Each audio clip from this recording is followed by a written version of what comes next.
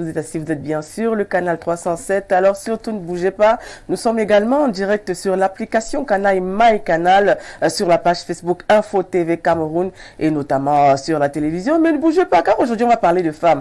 Vous savez, quand on parle de femmes notamment, on évoque un peu leur parcours, leurs activités et puis notamment le domaine de l'entrepreneuriat. On sait qu'aujourd'hui la femme est prédéfinie par l'entrepreneuriat, mais on sait aussi que la femme aujourd'hui elle se détermine aussi par son savoir-faire. Qui dit savoir-faire dit faire de longues études, éduquer la société. Et puis, nous avons l'habitude de recevoir des enseignantes, mais aujourd'hui, nous allons recevoir une entrepreneur et puis une dame quand même assez calée intellectuellement qui nous parlera de son parcours et puis notamment du foncier, car elle prépare une thèse, n'est-ce pas, en propriété foncière. C'est vrai qu'aujourd'hui, on a beaucoup de problèmes, notamment dans ce domaine, quand on retrouve souvent au tribunal ou bien quelque part les scissions entre les familles et peut-être entre, n'est-ce pas, notamment entre ceux qui vendent peut-être les terrains et puis notamment l'administratif. On va parler peut-être du cadastre et peut-être comment est-ce que faire pour acquérir des terrains notamment. On va continuer dans cette même lancée. C'est vrai qu'on ne devrait pas développer là maintenant. Mais avant ça, on va vous présenter l'invité.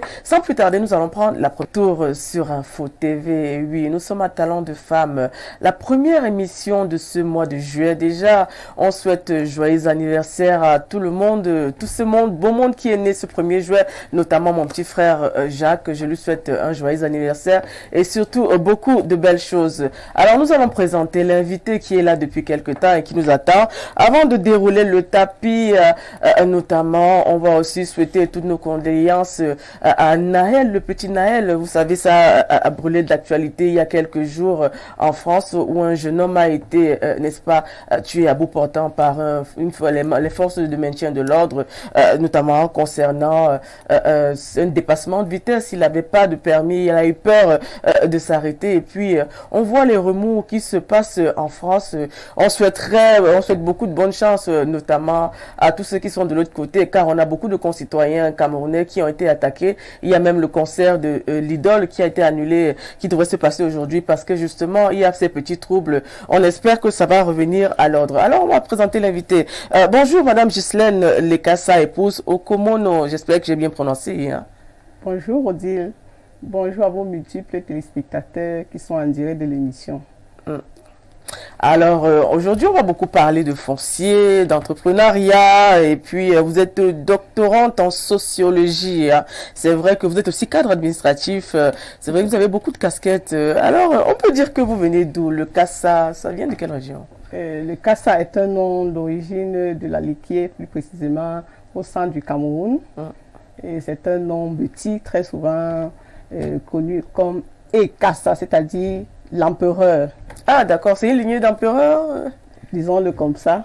Voilà, nous avons une impératrice peut-être d'une lignée princière, qu'est-ce qu'on en sait, mais bref, on va essayer de dérouler. Alors en général, on parle du parcours de l'invité et puis notamment pourquoi est-ce qu'elle aurait choisi cette section de sociologie, parce qu'on sait quand même que la sociologie revêt beaucoup, n'est-ce pas, de paramètres.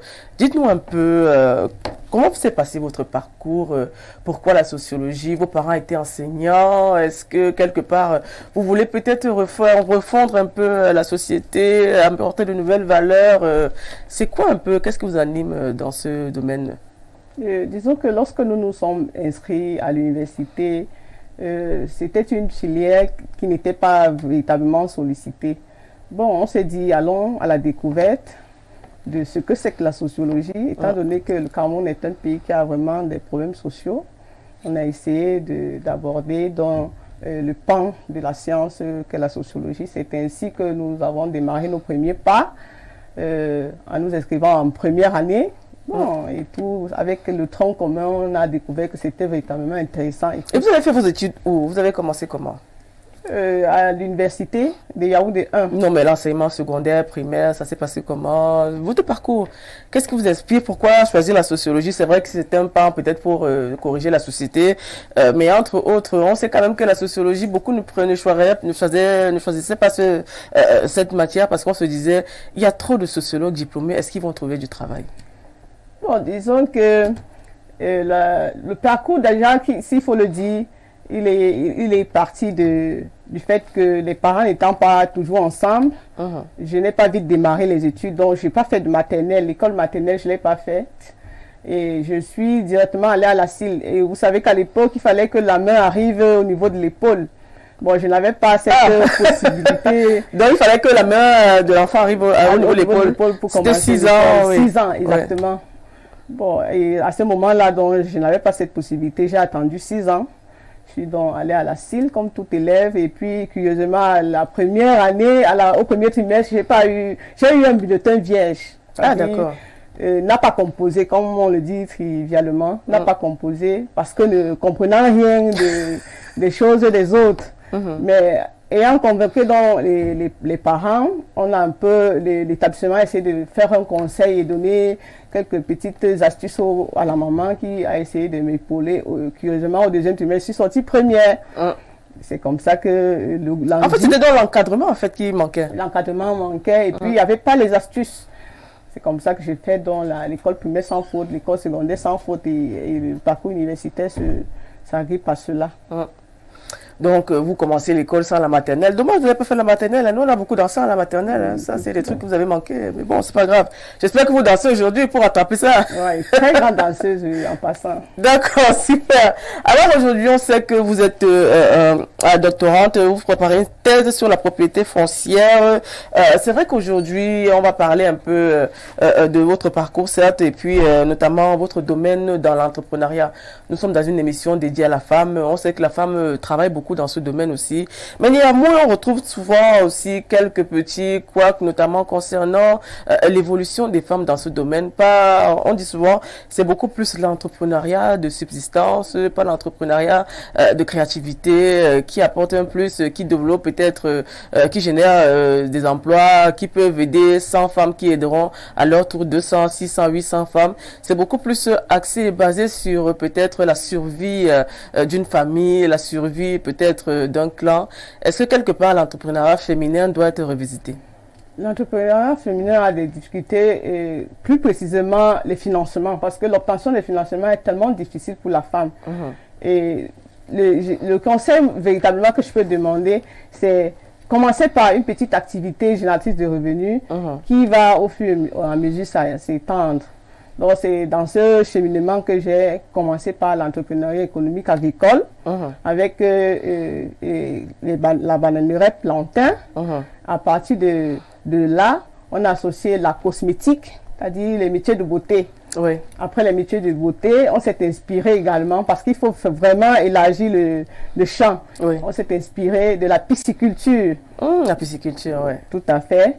Et à présent, nous sommes lancés véritablement dans la pisciculture. Parce que et la pisciculture, ça se passe où exactement? C'est précisément la localité du Djaïlobo. Ah, dans le Djaïlobo, d'accord. C'est à ce niveau-là que vraiment les Et on peut dire que ça nourrit son homme, la pisciculture? Disons que ça nourrit véritablement son homme. Ça nourrit son homme.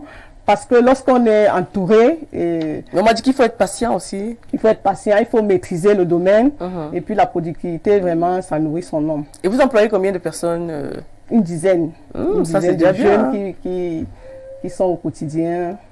Voilà, nous avons une femme entrepreneur qui plus est, n'a pas un petit cerveau, qui réfléchit beaucoup, qui s'occupe de l'éducation, qui s'occupe de refaire peut-être un peu la société, car on va parler tout à l'heure peut-être des discours de haine, du tribalisme et peut-être entre autres, notamment concernant les dérives sur les réseaux sociaux. Alors aujourd'hui, on voit qu'il y a beaucoup de difficultés, notamment dans le domaine de l'entrepreneuriat. C'est vrai que on parle beaucoup plus, vous avez évoqué la gestion financière, l'éducation financière. Ça revient toujours là sur le carreau. Est-ce qu'aujourd'hui, on peut dire que les femmes dans l'entrepreneuriat, certes, elles se démarquent, mais cette éducation n'est pas réellement là? Parce que là, quand une femme peut-être a des revenus, son capital est beaucoup plus utilisé pour gérer la famille, les petits problèmes de famille. Et à la fin, elle se retrouve à ne pas avoir gardé de l'argent peut-être pour faire fructifier peut-être son business et puis ouvrir d'autres domaines de l'entrepreneuriat. Justement, Odile, parce que l'entrepreneuriat féminin, la femme est amenée à résoudre tellement de problèmes. Elle a d'abord une famille, il faut s'occuper des siens, il faut vraiment s'occuper de la santé, de l'école, du vestimentaire. Il y a tellement de soucis. Maintenant, ce qu'on peut dire, c'est que pour pallier à cela, la femme devrait être son propre chercheur de capitaux C'est-à-dire, elles lancent une activité. Non, mais il y a des femmes qui vous suivent. Cherchez les capter de quelle manière? Il faut l'expliquer peut-être. Commencer une petite activité génératrice de revenus, comme je l'ai dit tantôt, mobiliser les financements soi-même et s'appuyer sur son carnet d'adresse. Si on a un ami... Supposons qu'on n'a pas de carnet d'adresse, on fait comment? Si on n'a vraiment pas de carnet d'adresse, la recherche de financement devait être axée sur sa personne propre. C'est-à-dire, je fais peut-être un beignet, les beignets, et puis je lance l'activité, ça produit plus, et puis j'essaie de diversifier. C'est simplement comme ça qu'on devrait conseiller. Parce que s'il faut s'attendre aux capitaux qui viennent de l'État, c'est vraiment très compliqué pour la femme. C'est vrai qu'au sortir de là... on va quand même attendre l'État toujours pour tout faire aussi. Parce que là, si on attend l'État, c'est que moi, vous et moi, on attendrait l'État jusqu'aujourd'hui. C'est pourquoi j'ai donc publié un ouvrage sur l'autonomisation économique de la femme qui est publié aux éditions Généris en Moldavie. Ah, Moldavie, c'est un pays... C'est un pays d'Europe. D'Europe de l'Est? D'Europe, je ne sais pas trop, mais d'Europe. Voilà, nous avons la Moldavie, on parle de... Là, on salue déjà tous les Moldaves, c'est comme ça qu'on les appelle justement. Là, pourquoi est-ce qu'aujourd'hui vous parlez, n'est-ce pas, d'éducation financière, mais pourtant on en parle, on fait des colloques, des séminaires, mais aujourd'hui les femmes ne se retrouvent pas forcément dans ce domaine. Est-ce qu'il faille peut-être organiser peut-être des causeries avec les femmes et leur dire, tiens, quand vous avez un revenu, il y a les dépenses familiales, il y a les dépenses, les économies qu'il faut garder, et puis justement pour que ça génère de l'argent et pour pouvoir faire fructifier peut-être son business, il faut peut-être y mettre du sien, parce que c'est quelque part, c'est aussi ça.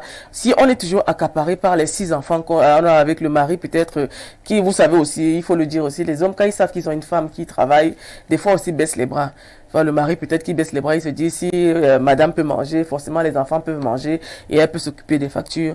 Est-ce que peut-être il faudrait pas mêler les hommes et les femmes aussi dans ce même canevas? Dans mon livre intitulé L'autonomisation économique de la femme, la contribution d'ONU-Femmes, je propose plutôt que les femmes, pour pallier à ce problème de financement, se regroupent, se mettent en groupe en fonction des activités. Si vous faites dans l'agriculture, que vous vous mobilisez, et puis vous allez faire plus grand et vous allez avoir plus de production, en même temps vous allez commercialiser aussi plus grand. Donc le regroupement est très important parce que ça je l'évoque dans les recommandations que je propose dans le livre. C'est très important que les femmes se regroupent, se mettent en groupe pour être plus fortes. Oui, c'est vrai que vous travaillez beaucoup aussi avec les femmes rurales, voilà, justement. Mais est-ce que de ce côté-là, vous pensez que les femmes sont quand même beaucoup plus... on sait quand même que les relations femmes-femmes, c'est pas évident aussi, il faut le dire, hein. Il y a toujours des petits remous, des petites jalousies, des comparaisons, des complexes. Est-ce que vous, avec les femmes avec lesquelles vous travaillez, ça se passe bien? Ça se passe bien parce que récemment, nous étions à Bachenga où nous avons fait une sensibilisation sur la mise en groupe des femmes travail rurales. En communauté, oui, le travail en communauté, travail communautaire des femmes rurales, où on renforçait leurs capacités sur comment évoluer ensemble. C'est très important. Oui, tout à parce qu'aujourd'hui, il n'est plus question que la femme travaille seule. Il faut être épaulé par d'autres groupes de femmes. À partir de là, on a d'autres expériences qu'on peut partager avec elles. Avoir la même vision, justement. Éviter vraiment les petits problèmes qui ne nous avancent pas. Mais bizarrement, on a comme l'impression que dans les petites contrées, les petites villes, les femmes s'entendent mieux, elles sont plus à même de travailler ensemble. Mais dans les grandes villes, c'est tout le contraire. Hein. Pourtant, bizarrement, c'est des femmes intellectuelles, des femmes qui sont à l'école, qui travaillent dans les administrations. Mais là, il n'y a pas de justement de cohésion. Même les femmes en politique, par exemple. Vous verrez une candidature d'hommes et de femmes en politique. Les femmes elles préféreront voter l'homme que de voter la femme. Vous savez, on ne comprend pas pourquoi il y a ce phénomène-là. C'est un problème de leadership. Ouais. Parce que chacun veut être au devant de la scène sans comprendre qu'il y a un objectif à poursuivre. Mais tout le monde n'est pas appelé à être leader. Il y a des gens qui sont suiveurs, leaders. Si toi tu es suiveur, pourquoi est-ce que je ne vais pas voter un leader qui pourrait vous changer la condition de la femme? On a le code de la famille, par exemple, qui est toujours discuté. Si on met des femmes, s'il y a plus de femmes dans ce domaine, dans ce volet, par exemple à l'Assemblée, je crois que on finira par voter cette loi. Je pense que là, à ce niveau, il faudra encore renforcer les capacités de la femme. Tout à fait, il faut mettre un accent là-dessus pour que les femmes comprennent qu'elles ont un objectif à poursuivre et non des petits tiraillements qui ne leur apportent rien d'intéressant dans leur vie. Alors, nous avons aujourd'hui Madame Ghislaine Lekassa qui nous parle notamment de son parcours et puis l'autonomisation de la femme. C'est important d'en parler car aujourd'hui on voit beaucoup de femmes qui s'en sortent, qui travaillent et qui même sont mères célibataires avec justement l'abandon des fois des pères et puis les conditions de vie peut-être qui les amènent à devenir mères célibataires. Et puis on voit aujourd'hui des femmes qui se démarquent dans la société avec aujourd'hui des femmes qui reçoivent beaucoup de distinctions en Afrique et même partout ailleurs. Mais aujourd'hui on voit la femme africaine qui se démarque aussi dans l'agriculture, qui justement, on sait qu'il y a la foire de l'agriculture, le Siali qui va commencer ce mois de juillet, avec justement un bon nombre de femmes qui vont participer à cet événement quand même grandiose. Alors on va parler du foncier aujourd'hui. On sait que vous préparez une thèse sur la propriété foncière. Dites-nous un peu en quoi cela consiste-t-il? Je parle de ma thèse de doctorat intitulée l'autochtonie et l'allogénie dans la gestion des conflits fonciers au Cameroun. D'accord. J'ai essayé de comprendre pourquoi il y a tellement de conflits fonciers. Je crois que le chiffre du cadastre est de 85% de taux de conflits enregistrés dans les juridictions camerounaises. Oui. Il y a tellement de conflits fonciers au Cameroun et j'ai bien voulu m'interroger pourquoi cela et comprendre et expliquer donc ce phénomène. C'est à partir de là que j'ai découvert tellement de choses et c'est l'occasion pour nous d'en parler sur ce plateau. Allons-y parler. Aujourd'hui, on voit, il y a beaucoup de conflits. Il y a quelque temps déjà, on suivait même sur les réseaux sociaux, on va en parler dès qu'on va évoquer peut-être le volet discours de haine. Il y a des gens, des autochtones qui demandent peut-être aux allogènes, ce n'est pas votre terrain, vous êtes venus là même s'il y a 30 ans, il est temps de partir, ça ne nous concerne pas si nos parents vous ont vendu cette terre, voilà, ça crée même de temps à autre des tensions entre tribus, communautés. Est-ce qu'aujourd'hui on peut dire que quelque part c'est la faute peut-être à nos dirigeants et peut-être aussi nos parents qui n'avaient peut-être pas bien négocié? Pourtant on sait aujourd'hui que le Cameroun c'est un pays multiculturel, on parle notamment de vivre ensemble, de cohésion nationale. Pourquoi aujourd'hui on se retrouve avec ce problème de foncier? Parce que même le ministre des Affaires foncières a été interpellé à de nombreuses reprises et c'est dans toutes les régions, hein. Ce n'est pas une seule région qui est concernée. Disons aussi à ce niveau que l'autochtonie, c'est une question de construction sociale. C'est-à-dire, les gens préfèrent utiliser cette terminologie pour soit c'est-à-dire écarter l'autre, écarter son semblable. Pourquoi je me réclame autochtone et l'autre pas? Pourtant, nous partageons tous les mêmes droits au Cameroun. La constitution camerounaise est claire là-dessus. On est capable de s'installer partout où l'on veut. On se sent à l'aise au Cameroun.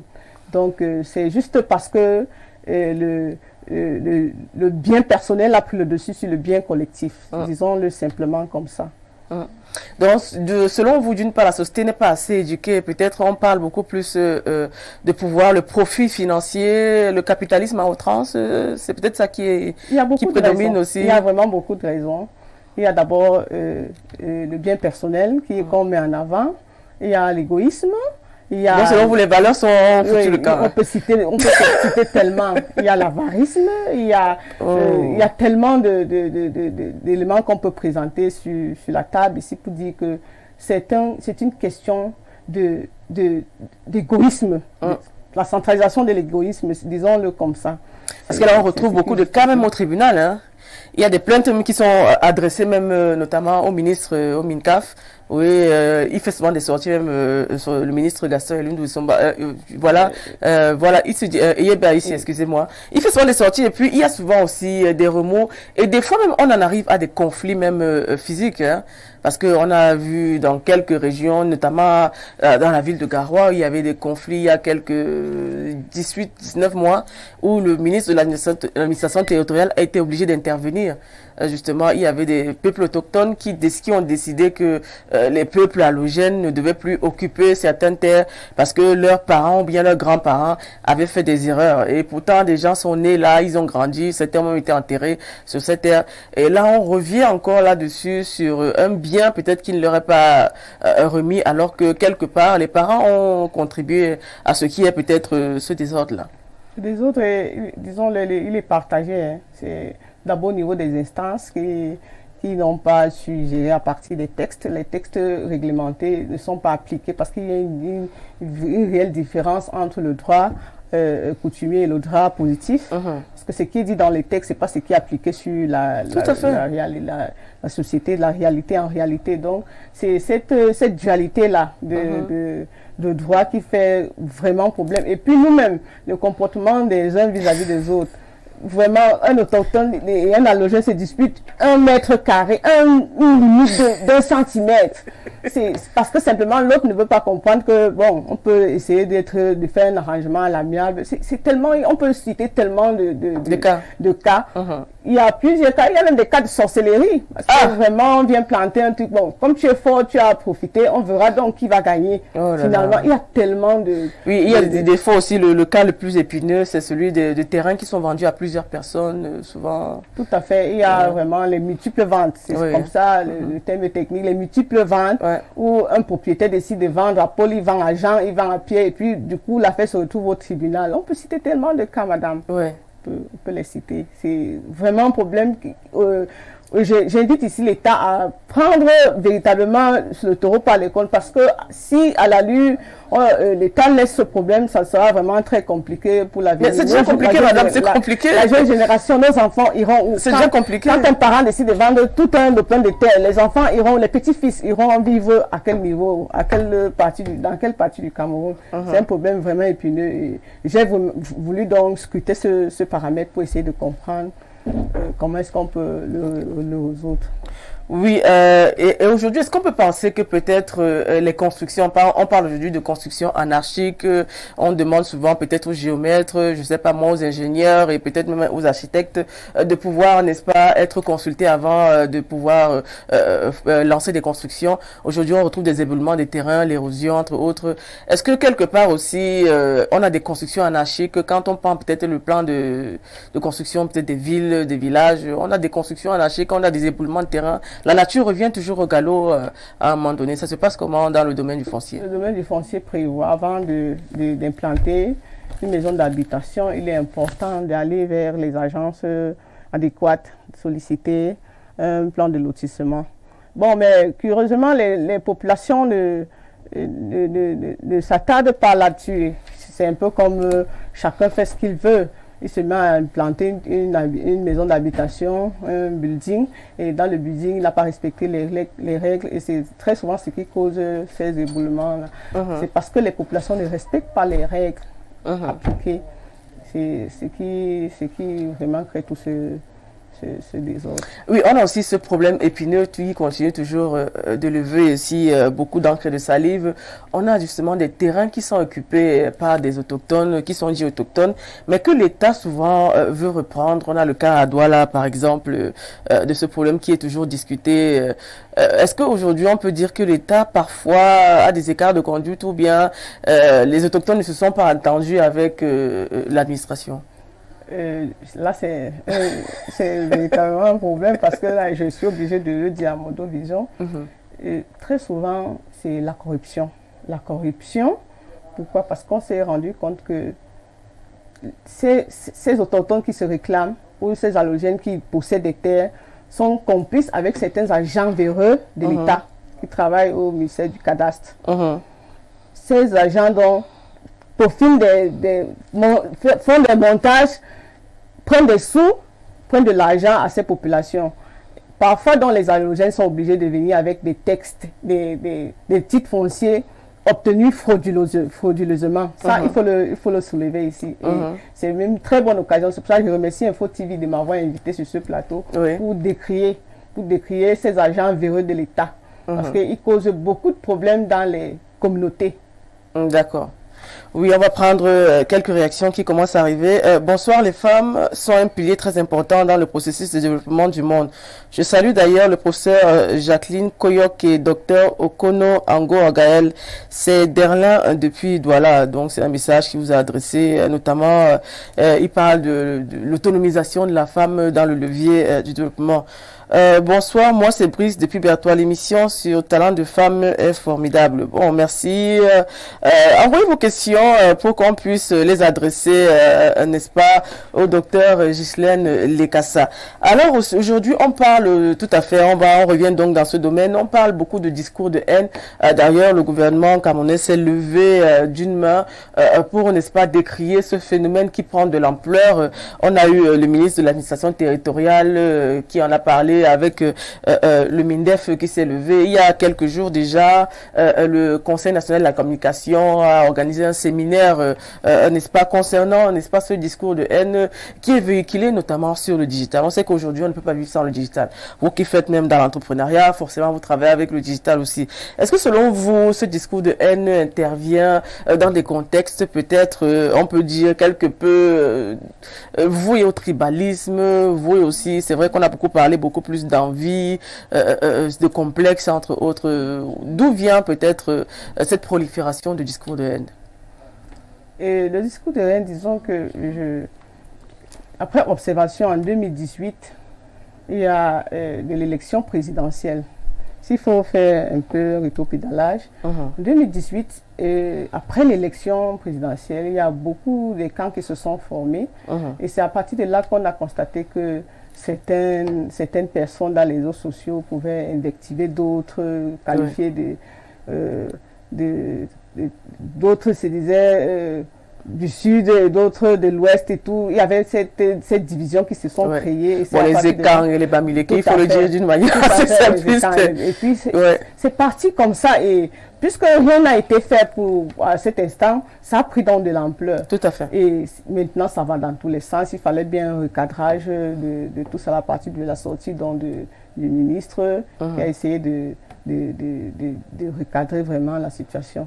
Mais s'il faut dire un mot là-dessus, ce qui est sûr, les Camerounais ne se détestent pas, ça je peux le dire. Heureusement d'ailleurs. Lorsque j'ai fait par exemple un voyage à l'étranger, j'ai été reçu par un Camerounais qui juste parce que il a appris que j'étais Camerounaise, il m'a tout de suite accueilli. Voilà. C'est au Cameroun qu'on voit ces divisions et je crois qu'il est intéressant maintenant de trouver des solutions à ce phénomène qui semble être vraiment pas correct, pas bien dans notre société. Oui, parce qu'on voit aussi les Camerounais de la diaspora. C'est bien d'évoquer, par exemple, un Camerounais de la diaspora qui, sur les réseaux sociaux, se déchire, s'entre-déchire même. Et puis, il y a des rencontres entre certains Camerounais qui se disent un peu frustrés et qui essayent de mener la vie dure, même dans le volet culturel. On a des interdictions d'artistes. On a vu Grâce Deka qui était en train de prester dans un mariage et qui a été agressé, on peut le dire, physiquement. Bon, là, on peut qualifier ça de problème politique parce que là, on met ça dans le cadre politique. On se dit, ce que d'autres pensent, c'est que parce que ce sont des guerres politiques et tout, mais c'est pas ce qu'on peut dire ici, c'est ne pas vouloir toujours dire à l'autre ce qu'il doit faire, imposer sa logique à l'autre. Nous sommes au moins libres et ça nous avons intérêt à militer pour quel camp on veut. Ça, c'est un droit qui nous est donné en tant qu'être humain. Bon, s'il faut le dire aussi, c'est pas correct. Ce qu'on devrait faire, c'est se mettre ensemble peut-être pour limiter ce genre d'abus. C'est pas correct. D'accord. Nous allons prendre quelques réactions. Le conflit foncier, comme le dit Madame Lekassa, est une fuite en avant de la part de ceux qui évoquent l'autochtonie et autres. Madame Lekassa, que je respecte énormément, est une impératrice de la solidarité, de l'humanisme et elle est très humaine. Ok, d'accord. Bonjour, bonsoir Madame. Beau plateau et très édifiant l'émission. Merci à Madame Lekassa pour son expérience et son partage. Il faut toujours commencer par un rien. Cela a toujours été son enseignement. Big up à vous, Bertrand Takom depuis Simbok. S'il vous plaît, quelles sont les étapes à suivre scrupuleusement pour acquérir un terrain au Cameroun? Pour acquérir un terrain du domaine national de l'État. Ouais. Il y a première et deuxième catégorie. Pour acquérir un terrain, il faut d'abord aller vers les autorités compétentes, c'est-à-dire faire une lettre, une demande d'acquisition d'espace. Parce que ce n'est pas important d'acquérir un terrain non titré puisque l'État le condamne d'ailleurs. Il faut toujours se rendre compte à l'évidence que c'est un terrain titré et par devant notaire. Par devant notaire, c'est très intéressant, très important. D'accord, j'espère que vous avez quand même suivi les étapes à franchir pour acquérir un terrain, parce que c'est vraiment très important ici. On sait que le foncier crée beaucoup de problèmes, de conflits. Tout à l'heure, vous avez évoqué même le mystique. Aujourd'hui, on se retrouve avec des problèmes fonciers qui créent même des dissensions dans des familles, qui créent même des dissensions même entre communautés, parce qu'il faut le rappeler ici, là, il y a des fois des conflits. On se rappelle le pays africain, le Rwanda, où il y avait le conflit Hutu, on essayait d'évoquer peut-être la suprématie d'une tribu et une autre, mais il y avait aussi le problème foncier qui a été mis en avant parce que les terres ont été occupées par une tribu qu'ils ont jugé ne pas être pouvoir détentrice peut-être de ce titre foncier. On espère qu'avec ça, Madame Le Cassa nous amènera peut-être quelques petits éclaircies, notamment l'obtention des terrains dans le volet peut-être légal, c'est ça, vous avez expliqué, dans la légalité. Alors aujourd'hui, on parle, vous avez parlé d'être entrepreneur, de pisciculture, entre autres. On parle notamment du Made in Cameroun. C'est vrai que c'est ça qui est mis en avant ces dernières années. Mais est-ce on peut se dire qu'aujourd'hui, le Made in Cameroun prend réellement de l'ampleur? Car certains évoquent la cherté, par exemple ceux qui font dans le domaine de la vente, du commerce, des cosmétiques entre autres, la cherté des produits par rapport aux produits importés et aussi l'accessibilité. C'est vrai qu'ils ne sont pas accessibles partout. Je peux par exemple vouloir un produit que j'ai eu à entendre ou bien vu quelque part à Yaoundé, mais celui qui est par exemple à Maroua, comment est-ce qu'il fait pour l'acquérir de manière simple? C'est vrai qu'il n'y a pas beaucoup de canaux où tout le monde pourrait l'avoir dans tout le pays entier. C'est ça justement le véritable problème peut-être du Made in Cameroun. Le Made in Cameroun a ce problème, c'est le dispatching. Parce que je peux décider de mettre sur pied un produit, je suis peut-être logé à Yaoundé, comment je fais pour le distribuer dans tout le territoire national?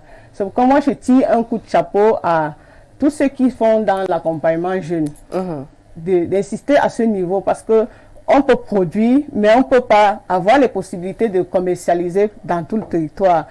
Donc, le ministère du Commerce devrait vraiment monter un projet là-dessus pour accompagner la jeunesse dans la commercialisation de leurs produits montés au Cameroun. Ça, ce serait vraiment intéressant. D'accord, on va prendre une réaction. Bon après-midi à vous, très belle émission, bravo à Madame Le Cassa. Juste une question, comment permettre à une femme illettrée de s'affirmer dans un pays où tout passe par la paperasse comme le nôtre? Alexandre depuis Ebolova. L'école n'est pas toujours la seule voie. Oui. L'école n'est pas toujours la seule voie. On peut s'intéresser à une activité génératrice de revenus telle que l'agriculture. On n'a pas tellement besoin d'avoir fait de très longues études pour s'intéresser à peut-être la mise sur pied d'un champ de gombo, ou bien la commercialisation du volet poulet. Ça, c'est un cas spécifique que je peux citer. On s'intéresse donc à une activité, on s'y met, on se forme, et puis on décide de se lancer là-dessus. À partir de là, on n'a pas besoin d'être scolarisé pour le faire. Oui, il faut peut-être aussi que vous évoquiez peut-être le fait que les Camerounais aujourd'hui, il y a des jeunes qui disent, voilà, durant mon parcours, j'ai eu mes diplômes, j'ai eu mon bac, ma licence, mon master, mais aujourd'hui, après avoir parcouru tous les concours, j'ai pas pu avoir de concours. C'est la faute à l'État forcément. Est-ce qu'aujourd'hui, on peut dire que tout le monde peut travailler dans l'administration? Non, l'État ne peut pas employer tous les jeunes.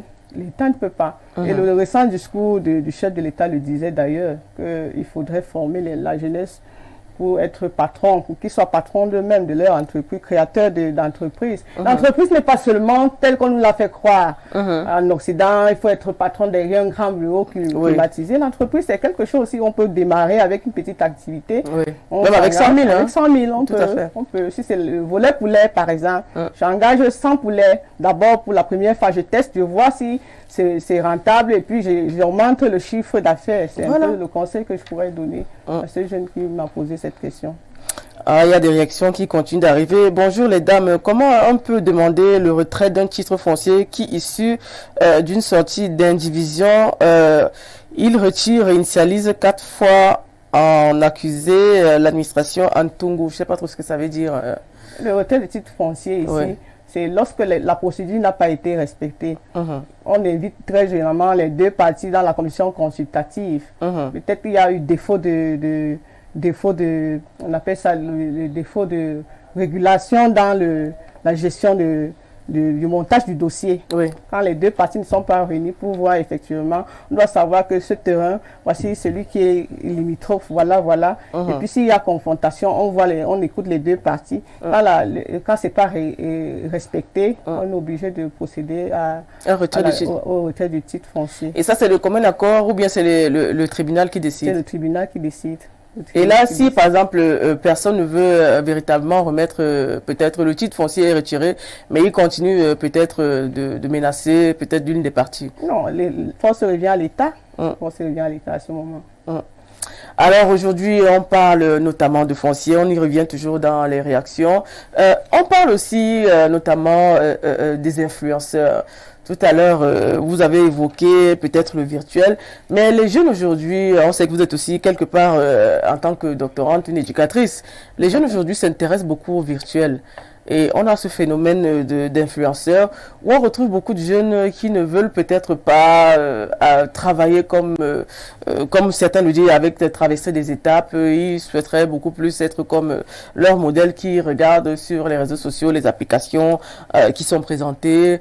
On voit des jeunes aujourd'hui, quand tu leur poses la question à savoir qu'est-ce qu'ils souhaiteraient devenir plus tard, ils disent comme tel ou tel influenceur dont on n'a pas la source ni la traçabilité des revenus.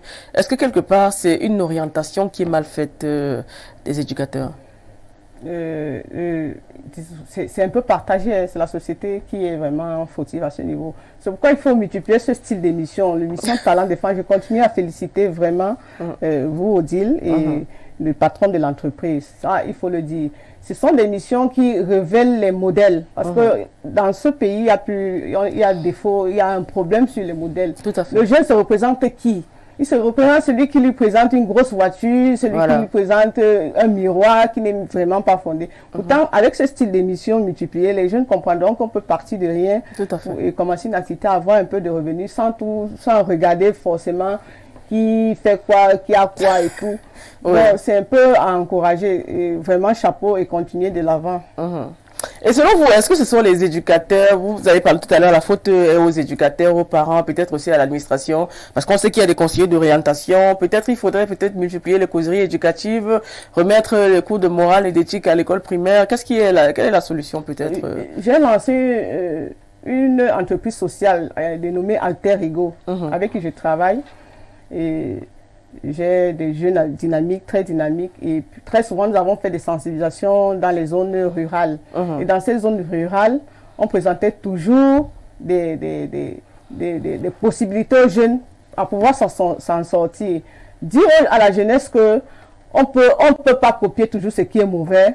Il faut partir, il faut étudier d'abord. Si on n'a pas la possibilité d'étudier, on se lance dans les activités et qui peuvent nous permettre de devenir matures, responsables et être utile à la société, parce que c'est ça le plus important. Je le dis pourquoi, parce que au quotidien je suis avec les jeunes que je forme, que j'encadre, et c'est tellement important. C'est tellement important pour la jeunesse parce que beaucoup de jeunes ne savent pas qui se représenter.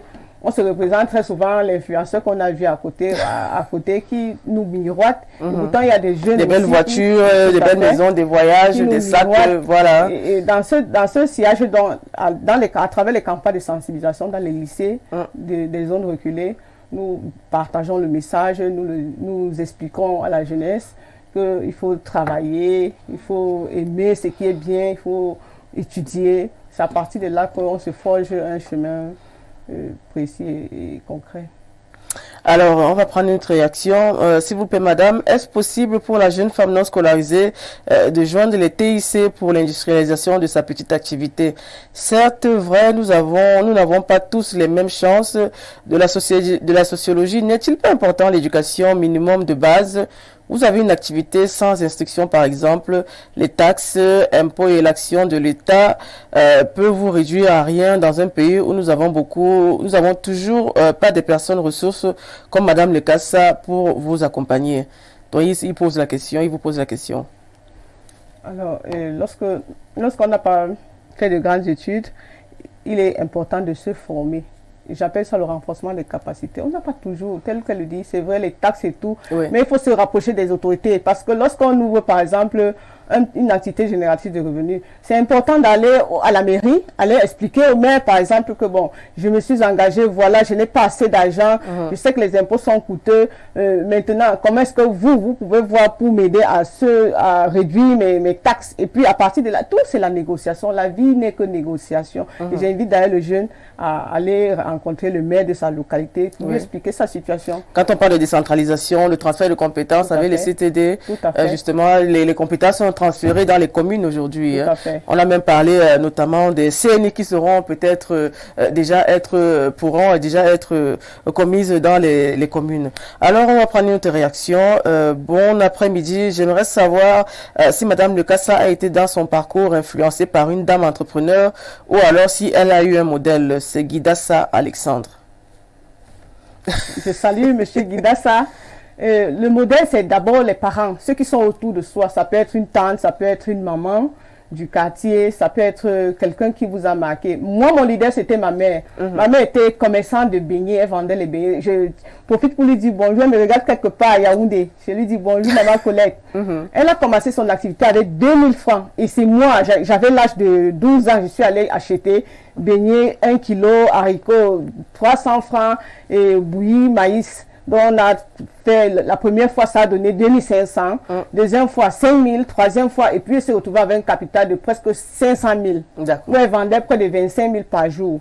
Donc, il faut toujours s'inspirer de quelqu'un, d'un ami, d'un frère, d'une soeur, d'une tante, et puis c'est comme ça qu'on se fabrique des modèles. Tout à fait. Alors, on va prendre notre message. Bonjour le panel et particulièrement à l'invité. Ma question est la suivante. Peut-on s'en sortir dans son foyer avec autant de casquettes, surtout en tant que femme chrétienne depuis Douala? C'est une question très pertinente et je salue Christian de Douala qui nous regarde en ce moment.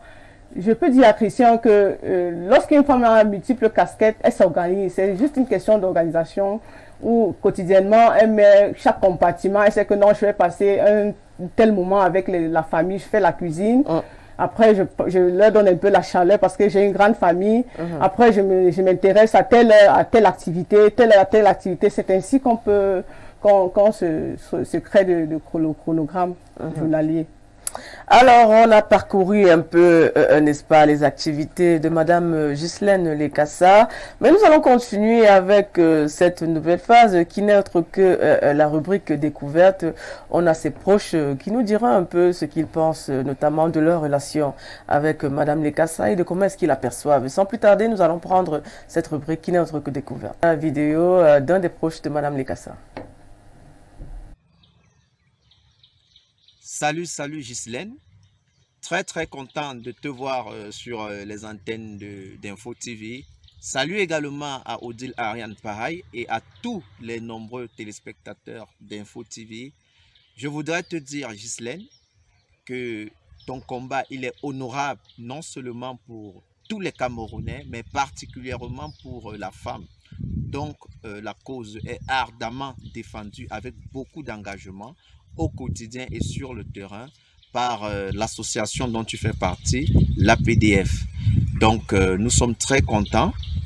C'est un combat de longue haleine et les résultats de ton combat sont aujourd'hui palpables. Si aujourd'hui, comme là nous voyons, des femmes peuvent acquérir la terre, elles peuvent se bâtir, se construire, c'est également grâce à tes travaux de recherche, puisque tu travailles sur les questions d'autochtonie et de propriété foncière au Cameroun, notamment pour la femme. C'est un plaisir d'avoir fait ta rencontre il y a de cela 2 ans au sein de l'association pour la promotion des droits fonciers. Nous avons travaillé ensemble, nous continuons à travailler ensemble autour du président, M. Louis-Claude Bassa. Ghislaine Odile Ariane Pareil, telle que nous la connaissons depuis quelques années, c'est une mère d'enfants dévouée, très maternelle. Elle sait faire la part des choses entre l'encadrement, l'éducation de ses enfants et son travail, et ses études, et ses recherches, et l'université. Sans oublier le militantisme des droits de l'homme. Donc, va de l'avant, nous sommes avec toi, nous serons toujours avec toi, et que l'Éternel Dieu te bénisse abondamment, Ghislaine. Alors, nous avons là Cyril Massingfa, journaliste, et il travaille aussi également avec vous. Alors, voilà, il a tenu à vous laisser ce petit message. Cyril est très gentil. C'est un ami que j'ai rencontré effectivement il y a 2 ans. Mhm. Très professionnel en tant que journaliste. On s'est rencontrés plusieurs fois dans les sensibilisations, toujours dans le cadre de la lutte pour les droits fonciers dans l'organisation dans laquelle j'œuvre. Et nous avons partagé des bons moments professionnels. Et ça, je lui dis un coucou. Je suis sûr qu'il me regarde quelque part dans le Cameroun. Voilà, nous allons donc prendre la vidéo suivante. Justement, on continue avec vos contacts et vos proches. Bonjour à tous, ou bonsoir donc. Je suis Loïc Mbaya, étudiant en doctorat communication. C'est un privilège pour moi de parler de Ghislaine de Cassa. Qui est-elle? C'est tout simplement cette dame-là que j'ai rencontrée, comme on dit souvent, sur les bancs, en master sociologie. Tout de suite, j'ai été marqué parce que je me demandais comment est-ce qu'elle fait pour allier responsabilité familiale, académique donc, et également professionnelle, tout en s'en tirant avec les meilleures notes. Donc, je me suis intéressé à sa personne depuis lors nous entretenons une relation grande sœur petit frère. Ghislaine est une dame avec le cœur sur la main. C'est peu de le dire d'ailleurs lorsqu'on sait que sa vie en fait est un don de soi. Sur les bancs à l'académie, combien de jeunes est-ce qu'elle a aidé, que ce soit pour, elle en parlera certainement difficilement et j'imagine bien, mais moi je peux me permettre de le dire, que ce soit pour des pensions, des fournitures quelconques, des recherches, elle a épaulé tellement de jeunes, elle en épaule tellement au quotidien, j'en suis d'ailleurs un. Également, Ghislaine, c'est cette personne-là qui inspire par son style de vie. Elle a une association humanitaire Alter Ego qui promeut l'autonomisation de la femme. Elle a un véritable fardeau pour voir la jeune femme africaine autonome sur tous les plans, en santé. Et je parle là d'une santé holistique, c'est-à-dire qu'il s'agit d'une santé physique, une santé morale, une santé psychologique, une santé spirituelle même. Ghislaine est donc cette personne-là qui va toujours se rassurer que dans une localité ou dans une autre, lorsque nous effectuons des descentes de terrain dans le cadre des activités de l'association Alter Ego, la jeune femme, la situation de la jeune femme soit prise en considération. Ce qu'elle m'inspire, moi, honnêtement, c'est tout simplement une vie où on se donne, une vie où le leadership s'exerce par le service. Parce qu'après tout, qu'est-ce que nous laissons après nous? Seulement le bien que nous avons fait aux autres. C'est une leçon que j'ai apprise de Ghislaine. Merci à vous. Alors là, on a votre confrère, Monsieur Mbaya, qui parle de votre travail, notamment dans le domaine de l'autonomisation de la femme. Il parle aussi, il vous félicite aussi également, car il est passé par votre école, vous l'avez beaucoup boosté. Et puis, et il se demande aussi, comme tout le monde, comment est-ce que vous faites pour concilier entrepreneuriat, recherche, vie de famille? Je l'ai dit Odile. Il suffit de s'organiser. Dans son planning journalier, on essaie de remettre en groupe les rubriques. Rubrique famille, de telle heure à telle heure. Rubrique cosmétique, de telle heure à telle heure. Rubrique foncier, de telle heure à telle heure. Et rubrique coaching des jeunes, de telle heure à telle heure. C'est comme ça qu'en journée, je répartis. Et puis, l'université aussi m'absorbe. Donc, très souvent, c'est dans la nuit que je travaille. Mes travaux de recherche, c'est dans la nuit. Dans la nuit, 2 heures du matin, je travaille un peu, c'est comme ça. On va prendre déjà quelques réactions. Bonjour particulier à Madame Lekassa et bonjour à vous sur le plateau. Comment définir le talent de la femme dans une entreprise? Fadil depuis Ebolova. Comment définir le talent de la femme dans une entreprise?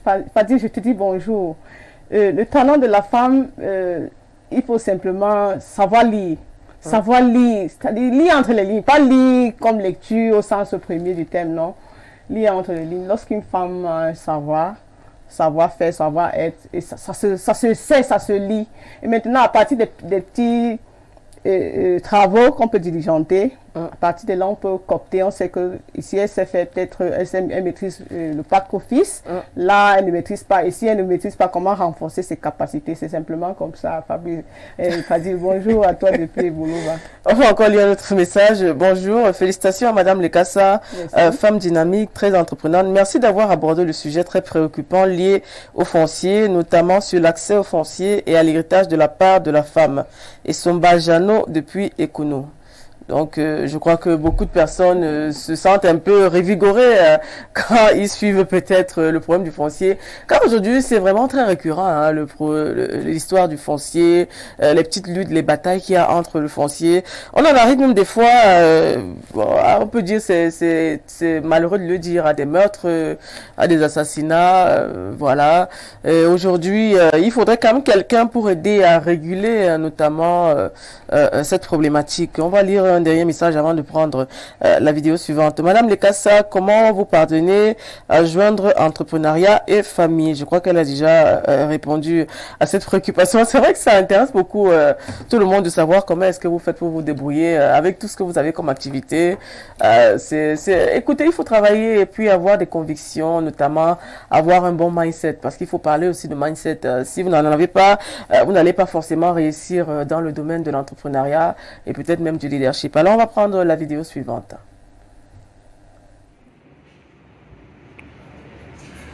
Bonjour et merci de me passer votre micro et du privilège que vous m'accordez pour pouvoir me prononcer et donner mon avis sur la personne de Madame Lekassa au commandement Ghislaine. En fait, côté professionnel, puisque c'est ma collègue depuis environ 6 mois et plus, une seule collègue ici à l'université de Boulova, je dirais que c'est une collègue vraiment de distinction qui s'attelle au travail et qui aime le travail bien fait. Nous avons souvent eu l'occasion de travailler ensemble sur des dossiers et son abnégation, sa proactivité est tout de suite remarquable. On distingue en elle quelqu'un qui sait faire les choses, qui aime faire les choses et qui sait bien les faire. Alors avec elle, on apprend toujours et avec elle, c'est un moment de plaisir dans le travail. C'est léger, c'est intéressant et ça nous permet d'atteindre toujours les résultats. Et souvent, quand on nous confie le travail dans la division de la recherche et des publications, nous nous organisons tous tout de suite et chacun sait ce qu'il fait. Et quand on s'assemble pour venir le travail, il est d'un résultat remarquable. Alors, une collègue de distinction, une collègue vraiment du cœur, je crois que la spécialité dans laquelle elle se trouve, comme étant doctorante en sociologie, elle l'étend dans tous les cadres, et même professionnels. Elle est humanitaire, c'est une femme qui a la main sur le cœur et qui sait écouter beaucoup et qui apporte toujours des solutions d'un avis vraiment impartial. Je ne vais pas dire qu'elle fait le favoritisme. Parmi tous ici, quand quelqu'un a une situation, se rapproche d'elle, la personne est sûre, au moins, plus ou moins, d'avoir une solution à la question. Alors, quel type de collègue?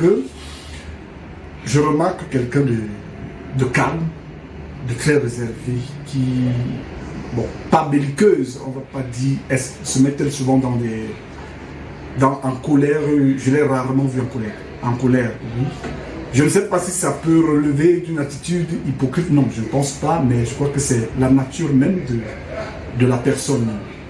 Elle est très réservée, elle observe beaucoup, et je pense véritablement que le caractère de maman la suit, puisqu'elle est maman d'une très nombreuse famille, et ce caractère-là et ce comportement, elle nous le partage ici au bureau. Alors là, c'est mon sentiment, c'est une bonne personne, et le message que je voudrais lui dire, c'est qu'elle continue de demeurer la même, qu'elle nous apporte toujours son savoir et qu'elle nous supporte les uns comme les autres. Nous sommes dans un milieu professionnel, c'est une famille, et qu'elle continue, je dirais toujours continuer d'être ce qu'elle est, ce qui nous marque déjà et ce qui est positif pour nous. nous l'encourageons dans son œuvre de sociologie, d'humanitaire, que les voies lui soient toujours ouvertes et que le Seigneur veille toujours sur elle. Donc, merci de cette occasion, de cette opportunité que vous m'avez offert de parler de ma collègue, une aînée, une grande sœur, une maman, avec plaisir. Merci. Nous avons M. Pascal Ngono, votre collègue, justement, qui est également cadre administratif comme vous à l'Université des Boulevards. Alors, il parle, n'est-ce pas, notamment de votre calme, surtout de votre côté perspicace, et puis le fait que vous soyez engagé pour les droits de la femme et notamment la jeunesse. Oui, Pascal Ngono, je le salue. Il est du côté des Boulevards. C'est un collègue aussi très, très talentueux. Donc, on a eu l'occasion de travailler plusieurs dossiers ensemble. Il est très professionnel. Qu'est-ce que je peux dire? Simplement, c'est le travail. Hein. Le travail. Et puis, lorsqu'on ne connaît pas, on cherche à savoir. De temps en temps, on renforce les capacités. C'est à peu près ce que je fais au quotidien. Je m'intéresse toujours à ce qui me dérange. Qu'est-ce que je ne sais pas? Pourquoi je ne sais pas? Comment je dois faire pour savoir et tout. C'est mon quotidien. Mais il vous prend quand même beaucoup plus dans de l'estime parce qu'il parle de vous en tant qu'une grande sœur et puis votre côté maternel, surtout le côté observatrice, calme. Vous ne vous fâchez jamais. C'est vrai ça que vous ne fâchez jamais? Disons, je sais pas, c'est lui, c'est son regard. Bon, maintenant quelqu'un d'autre pourrait dire le contraire. C'est que je peux dire. Parce que là, à la télé, vous dites que vous ne vous fâchez pas. Vous aurez des tentations en sortant d'ici. Hein. On va tester un peu votre degré de calme. Ouais, c'est déjà bien d'avoir des appréciations, n'est-ce pas, de ses collègues, de ses proches. Alors, on va prendre la dernière vidéo. Bonjour à tous.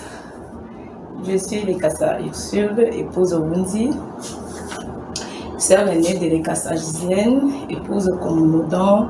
L'objet fait l'objet d'un portrait. Je vais vous présenter Lekassa Gislaine qui est ma petite sœur.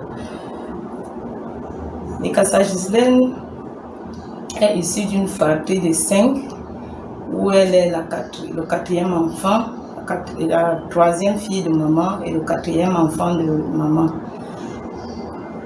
Après sa naissance, elle a évolué comme tout jeune enfant. Au moment de se scolariser, elle n'a pas fait des études maternelles. On est allé directement inscrire en classe de la CIL quand elle avait 6 ans.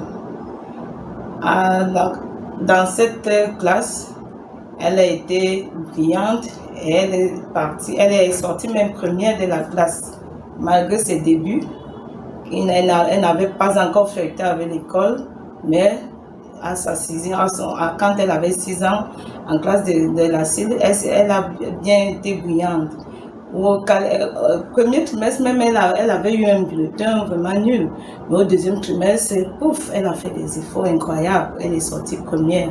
Tout le monde était vraiment surpris par son intelligence. Et le troisième trimestre, pareil, elle est passée en classe du CP. Elle a eu de bonnes notes. Pour une première fois que l'enfant flirte avec l'école et elle s'est sortie très très bien. Son parcours de la première année à l'école primaire était très brillant. Elle est allée directement en classe au CP, au cours préparatoire, comme on a l'habitude d'appeler, où elle a bien évolué jusqu'au CEPE. Elle a obtenu son CEPE, son concours également. Elle n'a pas repris ses études primaires. Elle est allée aussi directement après son CEPE. Elle a reçu son concours également. Elle a fait le lycée. Elle a fait le lycée de Bala, de la classe de 6e en terminale. Elle s'est toujours bien démontrée, départagée par ses brillantes notes. Elle n'a pas toujours repris des classes de la 6e en terminale. Elle a fait la série littéraire, la A4, série littéraire A4 allemand. Elle a eu un probatoire et le bac A4, sans redoubler une classe. Après cela, elle a au cycle master avec l'obtention également d'un master, toujours option sociologie. Maintenant, actuellement, elle est inscrite en cycle de doctorat. Elle rédige actuellement sa thèse de doctorat, toujours option sociologie. Comme on dit, enseignement professionnel, le milieu professionnel cadre aussi avec le milieu académique auquel tu t'es familiarisé. Elle s'est immédiatement intéressée au projet de développement, projet social notamment, par la promotion d'une ONG appelée Alter Ego, qui œuvre pour l'autonomisation de la jeune fille et des enfants démunis. Toujours dans le domaine social, elle aide les jeunes qui sont dans le besoin et elle emploie beaucoup dans le domaine de l'agriculture, où elle développe également une bananerie, une vergerie, également dans le domaine de la pisciculture, qui élève les poissons, là où elle emploie beaucoup de jeunes qui s'y intéressent dans ce domaine-là. Gidane Kassa est également épouse attentionnée et mère de plusieurs enfants qui les encadre, qui les aime et les encadre très bien. Relations familiales avec les frères et sœurs, les cousins et cousines, les relations sont au beau fixe. Elle est attentionnée, elle a la main sur le cœur, elle vient toujours en aide en cas de besoin pour tous les jeunes de sa génération, même les plus petits. Elle est beaucoup attentionnée et elle prend soin de ceux qui sont dans le besoin. Son ambition, c'est d'être une consultante internationale, que je souhaite beaucoup de bonheur et qu'elle porte toujours la voix de la femme haut. Et elle prône aussi pour la prise de décision de la femme dans le politique. Donc, elle promet l'autonomisation de la femme dans les hautes sphères de décision. Je ne peux que lui souhaiter bon vent dans son entrepreneuriat et dans ses ambitions. Gidane Kassa, elle est quelqu'un de bien, quelqu'un qui s'attache et qui ne manque pas de dire quand ça ne va pas. Elle ne manque pas de dire quand ça ne va pas, de te faire des remontrances. Je l'apprécie beaucoup et je lui souhaite beaucoup de bonheur, beaucoup de succès dans sa carrière professionnelle. Merci. Oui, on a la grande sœur qui nous a parlé plus de votre parcours que vous-même, hein, parce que tout à l'heure, je vous ai posé la question à savoir quel était votre parcours. Vous avez juste évoqué le fait que vous n'avez pas fait la maternelle. Elle a parlé de vos notes, de comment est-ce que vous avez évolué, comment vous aviez commencé à l'école, quelles étaient vos notes, notamment au début de vos études. Et elle vous apprécie beaucoup, hein, parce qu'elle le dit sincèrement, même comme elle a changé les habits durant la vidéo, mais bon... Voilà, on a justement un membre de la famille qui vous apprécie énormément, c'est la grande sœur. Oui, c'est une grande sœur que j'aime beaucoup. Je la salue d'ailleurs. Elle est quelque part du côté de Yaoundé à Ikounou. Je lui dis vraiment chapeau parce que c'est elle qui m'encadre. Parce que lorsque mon père va en retraite, elle est l'aînée de la famille. C'est elle qui me prend. Je faisais terminale. Donc, elle me prend et puis elle continue mon parcours universitaire. C'est une maman pour moi. Oui. Et coucou, bonsoir à toi. Merci beaucoup pour le mot. Voilà, il y a justement la famille qui nous a donné déjà l'aperçu. Vous voulez nous cacher votre parcours, ça a été dit, hein, il n'y a pas eu de... ça a été dit. Alors, aujourd'hui, on parle notamment de votre parcours comme un parcours quand même assez élogieux. Nous avons reçu plusieurs messages. Il y a même un qui demande pourquoi est-ce que c'est pas des gens, des personnes comme vous, qu'on devrait même nommer ministre et non ces substituts d'influenceurs, parce que là, il faut quand même le dire, ce sont des substituts d'influenceurs, parce qu'un véritable influenceur, c'est quelqu'un qui impacte son milieu de façon positive, car on voit les effets dans la société. Si aujourd'hui, vous pouvez aider les jeunes filles à continuer leurs études ou oui, à se lancer dans l'entrepreneuriat, malgré le fait qu'elles n'aient pas fait des études, c'est ça qu'on appelle influence, impacter de votre action positivement dans la vie, n'est-ce pas, de notre jeunesse, car on sait que la jeunesse est l'avenir leader de demain. Comme le chef de l'État aime bien souvent le dire, c'est le fer de lance de la nation. Alors aujourd'hui, si on vous parlait de jeunesse, avant de prendre la troisième phase, si on vous parlait de jeunesse et entrepreneuriat, qu'est-ce que cela implique selon votre vision? Jeunesse et entrepreneuriat, c'est vraiment encourageant parce que, tel que vous l'avez dit, la jeunesse, c'est le fer de lance de la société. Et c'est la jeunesse qui porte même la nation. La jeunesse est capable de beaucoup de choses. Beaucoup de choses, quel que soit le domaine.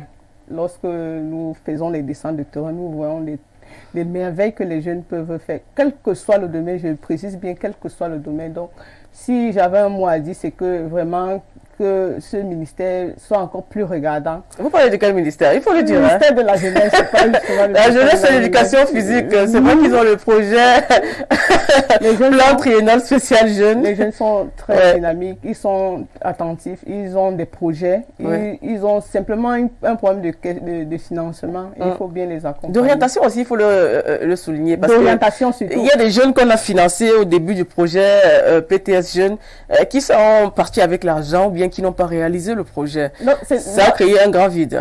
Lorsque le projet n'est pas bien ficelé, lorsqu'il est bien monté, on ne peut pas trouver ce genre de cas. Parce qu'ils sont bien encadrés, on renforce leurs capacités, on leur dit qu'est-ce qu'ils doivent faire, qu'est-ce qu'ils ne doivent pas faire. Donc c'est un problème d'encadrement de la jeunesse qui se pose à ce niveau. Mais on a beaucoup de conseillers d'orientation ces derniers temps. Mais pourquoi aujourd'hui, avec ces conseillers d'orientation, on n'arrive pas à trouver les jeunes, à canaliser certains jeunes? Parce qu'aujourd'hui, quand vous allez même sur les réseaux sociaux, moi j'ai reçu une femme ici qui est psychologue, elle s'appelle Madame Stéphanie. Elle a parlé justement du mauvais encadrement des jeunes. Parce qu'aujourd'hui, quand un jeune termine ses études, il fait peut-être 2-3 concours qui peut-être ne réussit pas à avoir, il en veut beaucoup plus à l'administration de les avoir, ils en veulent à l'administration de les avoir abandonnés avec justement tous ces diplômes et puis la famille peut-être qui n'arrive pas à subvenir à leurs besoins. Qu'est-ce que vous diriez à ce genre de personnes qui aujourd'hui essayent peut-être d'exprimer leur frustration sur les réseaux sociaux? On les voit beaucoup plus dans les statuts des influenceurs avec des injures, des comportements abjects. On voit souvent beaucoup plus de jeunes qui s'égarent un peu et à la fin, quand vous vous rendez compte que en fait ce sont des jeunes qui ont besoin d'être encadrés. Ce que je dirais, Odile, c'est que on peut parler du problème de l'oisiveté. Parce que lorsqu'un jeune n'a rien à faire, il va se retrouver dans les réseaux sociaux à dire n'importe quoi. Par contre, si le jeune était occupé, il serait vraiment en plein temps à toujours chercher à travailler et tout. Donc, c'est aussi un problème de système, parce que tel qu'on l'a fait. Parce que vous dites occupé, peut-être aujourd'hui, avant d'être occupé, il faudra qu'il y ait d'abord cette volonté aussi à la jeunesse de pouvoir travailler, mettre en exergue peut-être ses valeurs ou bien son expérience. Parce que les jeunes aujourd'hui, certes, ils ont de l'expérience, mais si vous n'avez pas, par exemple, quand vous allez déposer un CV, on vous demande quelles sont vos années d'expérience professionnelle. Si vous n'en avez pas, vous faites comment? Le souci aussi, c'est que le système, parce que j'ai parlé tout à l'heure du système, le système nous a fait croire que pour être bien, il faut simplement être dans un bureau, que non. Parce que le jeune, ayant ses diplômes, doit commencer à chercher le stage, même s'il est en terminale, il doit commencer à chercher le stage à l'entreprise, ne pas toujours être là parce que j'ai un cousin, non. Allez n'importe où. Ça, c'est peut-être une vérité que je vais vous révéler tout à l'heure. Quand je finis une formation, une certification en suivi et évaluation de projet, parce que je fais dans le montage des projets. Je demande un stage au ministère de l'Agriculture parce que j'étais passionnée à vouloir travailler dans les projets agricoles. Et à partir de là, je connaissais personne, je voulais juste savoir comment est-ce qu'on monte un projet. Quand je demande le stage, je suis arrivée, je me tournais les doigts au bureau, je n'avais rien à faire. Et puis, ça ne m'intéressait pas. Je me suis donc rapprochée du directeur. Je lui ai dit, monsieur le directeur, vraiment, bonjour, voilà, je suis fait un stage et tout, mais au bureau, je n'ai rien à faire et tout. Il m'a dit, ah bon? Ok, je vais vous envoyer chez un ami qui va bien vous former. C'est comme ça. Je ne connaissais pas ce directeur. Je lui dis aussi bonjour parce qu'il m'a envoyé dans un projet gouvernemental qui m'a aidé à obtenir les capacités que je recherchais.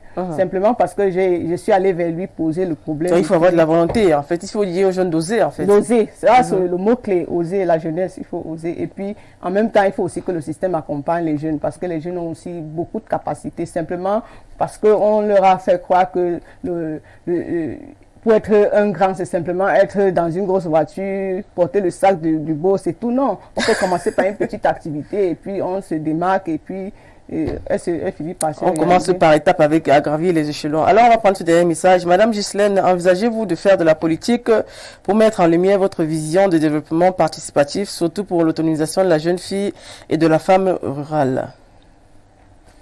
Lorsqu'on s'engage dans le social, tel que je le fais, c'est difficile d'être en politique. C'est vraiment difficile parce que nous, on a opté pour le développement. Et On a le député Nourane Foster qui est député. Non, peut-être si vous ne cadre faites pas du la politique, PCRN, la politique va vous faire certainement dans ma vieillesse. qui est on une vient entrepreneur qui pendant la- fait dans la pisciculture, qui forme les gens en pisciculture aussi. Hein. Bon, disons, peut-être dans mes années de vieillesse à la retraite, je penserai un peu. Voilà. D'accord, nous avançons déjà à la fin de l'émission. On va donc prendre cette dernière rubrique qui n'est autre que le quiz. Nous sommes de retour sur Info TV. Si vous vous connectez à l'instant, vous êtes à l'émission Talent de femmes avec comme invitée Madame Lekassa Ghislaine, qui est, n'est-ce pas, doctorante en sociologie et qui prépare une thèse sur la propriété, n'est-ce pas, foncière et qui est aussi cadre administratif. Alors, cette rubrique consiste à répondre aux questions d'intérêt général et puis notamment des questions qui minent la société, notamment la société camerounaise et même peut-être internationale. On va commencer avec ça. Il y a quelque temps déjà, le ministère de la promotion de la femme et de la famille a parlé de cas de féminicide depuis le début de l'année qui a été croissant depuis quelque temps. On nous souhaiterait savoir, vous en tant que femme éducatrice, quel est le regard que vous portez face à ce phénomène qui va grandissant et puis notamment ces cas qui sont perpétrés et puis les femmes qui se taisent aussi. Parce qu'on a beaucoup de cas de femmes qui ne dénoncent pas, qui ont peur de dénoncer et peut-être qui ont peur du candidat, du regard de la société, entre autres. Ce cas de féminicide, je l'ai étudié, je l'ai regardé. J'ai lu la note de Madame le ministre lors de lorsqu'elle le présentait dans les médias. Et puis, j'ai constaté, à partir de mon observation, que les cas perpétrés de féminicide étaient plus les époux ou les compagnons dans les statistiques. Pour dire quoi, la femme est entourée de ceux qu'elle prétend parfois aimer, mais ces derniers très souvent deviennent des bourreaux pour elle. Et ça, c'est un cas vraiment qu'il faut étudier de fond en comble pour voir comment est-ce qu'on peut résorber cette situation. Parce que très souvent, elles sont victimes, soit de l'époux qui assassine, soit l'époux frappe, et puis à partir de cette violence perpétrée sur la femme, on trouve donc les statistiques le prouvent. Donc, ce qu'on peut faire, c'est peut-être essayer de renforcer, je parlerai toujours de renforcer les capacités, conseiller les époux, parce que... Ah, même les époux, oui, puisqu'ils ne doivent pas être, ils doivent toujours être parmi ceux qu'on devrait aussi, pour changer la donne. On ne peut pas transformer les mentalités sans vraiment sensibiliser d'abord, c'est par là qu'il faudrait passer. Peut-être pour faire un programme où on va regrouper les hommes dans un village à la chefferie. On parle un peu de ça. C'est un peu dans cette perspective que je vois que la situation peut s'améliorer. Alors, on a eu des messages de sensibilisation concernant le phénomène LGBTQ. Nous avons eu, par exemple, l'ambassadeur de ce mouvement qui devait venir, qui a voulu arriver au Cameroun. Et puis, le gouvernement camerounais qui lui a répondu que ce phénomène n'est pas répandu au Cameroun. Et puis, nous avons une législation qui l'interdit. Mais néanmoins, le ministre de l'administration territoriale a voulu préciser qu'il pouvait toujours arriver au Cameroun, mais pas dans ce cadre. Alors aujourd'hui, on voit des jeunes, et notamment même le CNC l'a souligné à travers un communiqué, que ce mouvement ne devrait pas y être, n'est-ce pas, intégré dans les programmes télévisés. Alors vous, en tant qu'éducatrice, quel est le message que vous donneriez notamment à ces patrons et directeurs de presse et puis dans le domaine audiovisuel concernant ce mouvement qui prend de l'ampleur? Ce qu'on peut dire, c'est que le Cameroun a tellement de challenges que ce n'est pas notre priorité, vraiment. Vous allez m'excuser de le dire. Nous, les jeunes ont besoin de tellement de choses, tout autre que, sauf que l'État doit rester ferme tel qu'il a commencé, rester ferme sur cette position. On n'a pas besoin d'être vraiment dans ce mouvement-là, parce que nous, on a des priorités, on a besoin de développement, on a besoin vraiment que ce soit agricole, dans l'art, dans les infrastructures. On a beaucoup de manquements que nous devons nous intéresser, vraiment passer ces histoires de LGBT. L'Afrique n'a vraiment pas besoin de ça. D'accord. Alors, nous allons prendre la dernière question. On va parler de la Journée mondiale de la lutte contre le cancer qui est célébrée chaque 4 février. Cette année, c'était la thématique que concernait combler les lacunes en matière de soins et un appel à unir nos voix et à agir. Aujourd'hui, on sait quand même que les cancers sont beaucoup plus, on parle beaucoup plus du cancer du col de l'utérus et du sein, des seins qui sont souvent un peu évoqués. C'est vrai qu'il n'y a pas de campagne de sensibilisation beaucoup plus dans les zones un peu reculées, notamment dans les régions. Est-ce qu'aujourd'hui on peut dire que la femme moderne peut peut-être avec son apport et peut-être ses connaissances pouvoir sensibiliser aussi les femmes qui sont dans les régions?